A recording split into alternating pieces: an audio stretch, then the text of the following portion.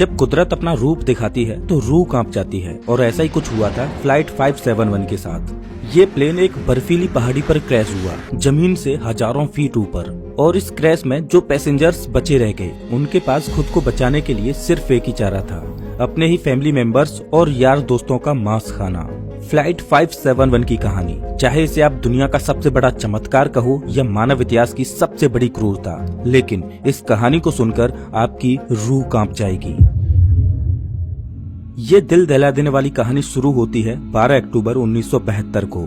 South America के यूरुग्वाई देश से एक चार्टर्ड प्लेन उड़ान भरता है जिसको चिली देश की राजधानी सैंटियागो में पहुंचना है। इस प्लेन में बैठे हैं रग्बी प्लेयर्स और उनका मैच देखने जा रहे हैं उनके फैमिली मेंबर्स, उनके रिलेटिव्स और उनके यार दोस्त। इस प्लेन में टोटल 45 पैसेंजर्स हैं जिनमें 9 क्रू मेंबर्स हैं।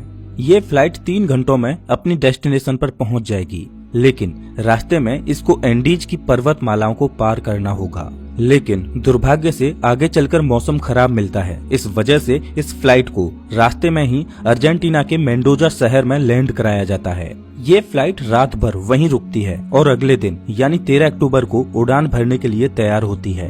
लेकिन परेशानी ये है कि अभी भी मौसम खराब है। लेकिन अच्छी बात यह है कि इस फ्लाइट का जो पायलट है वो इस रूट से पहले भी 29 बार उड़ान भर चुका है।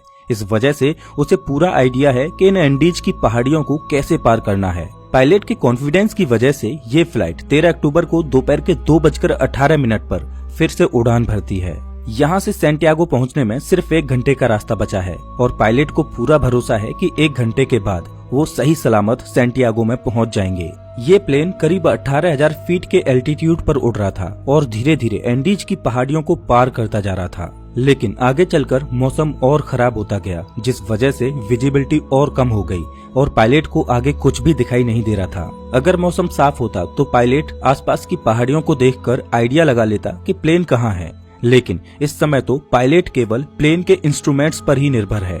अब क्योंकि पायलट को पता था कि वो 1 घंटे में सैंटियागो पहुंच जाएंगे, इसीलिए वो अपनी लोकेशन का रफ आकलन करता रहा और 1 घंटे के बाद जब उसे लगा कि उसने एंडीज की पहाड़ियों को पार कर लिया है तो उसने सैंटियागो एयरपोर्ट पर एटीसी से प्लेन को लैंड कराने की अनुमति मांगी। एटीसी ने पूछा कि क्या आपने एंडीज की पहाड़ियों को पार कर लिया है? तो पायलट ने कहा कि हाँ, उन्होंने एंडीज की पहाड़ियों को पार कर लिया है। एटीसी भी पायलट द्वारा दी गई लोकेशन पर ही निर्भर थी, तो एटीसी ने प्लेन को लैंड कराने की परमिशन दे दी और पायलट से कहा कि आप प्लेन को 11,500 फीट के एल्टीट्यूड पर ले आओ। 3:21 पर पायलट प्लेन के एल्टीट्यूड को धीरे धीरे घटाने लगा। जैसे ही प्लेन नीचे आता है तो पायलट को दिखाई देता है कि अभी तो एंडीज की पहाड़ियां ही चल रही हैं और सामने एक बहुत बड़ी चट्टान है। जल्दी से पायलट प्लेन को फिर से ऊपर उठाने की कोशिश करते हैं, लेकिन अब बहुत देर हो चुकी थी। प्लेन को ऊपर उठाते उठाते प्लेन का पिछला हिस्सा पहाड़ी से टकरा जाता है और वो टूटकर अलग हो जाता है। प्लेन का पिछला हिस्सा खत्म होने की वजह से पीछे की जो सीटें थीं वो यात्रियों सहित हवा में उड़ जाती हैं और 3 पैसेंजर्स हवा में ही उड़कर खत्म हो जाते हैं। इस टकराव में प्लेन का राइट विंग भी टूट चुका था, जिस वजह से प्लेन डिसबैलेंस हो जाता है, जिस वजह से उसकी दूसरी विंग भी पहाड़ी से टकराती है और वो भी टूट जाती है।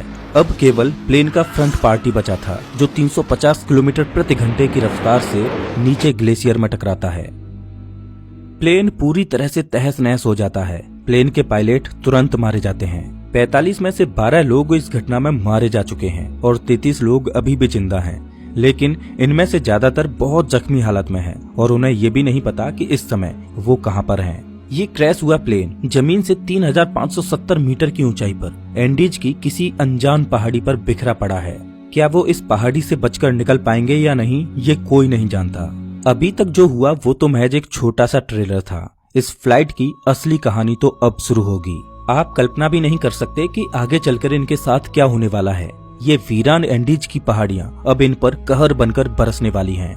इनकी आगे की स्टोरी जानकर आपके रूह तक कांप जाएगी।